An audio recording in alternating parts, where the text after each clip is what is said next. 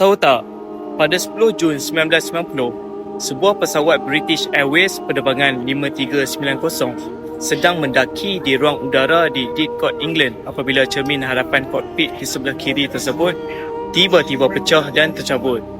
Tekanan udara yang berlaku secara mengejut menyedut Kapten Tim Lancaster yang berusia 42 tahun pada ketika itu terkeluar dari kokpit. Hampir seluruh tubuhnya berada di luar pesawat dan hanya kakinya sahaja yang tersepit pada alat kawalan penerbangan yang menghalangnya daripada tercampak terus ke langit. Pramugara bernama Nigel Ogden segera menerpa ke hadapan dan memegang tali pinggang kapten ketika pesawat menjunam.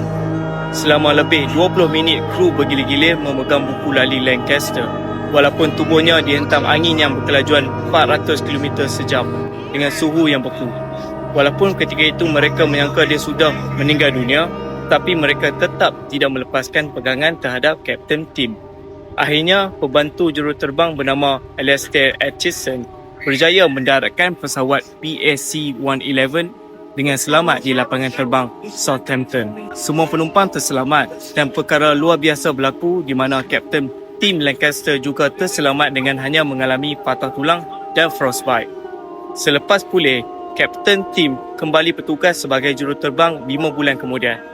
Siasatan mendapati puncanya ialah 84 bot yang tersalah saiz, iaitu bot tersebut sepatutnya 0.66 ml lebih kecil dari saiz yang sebenar.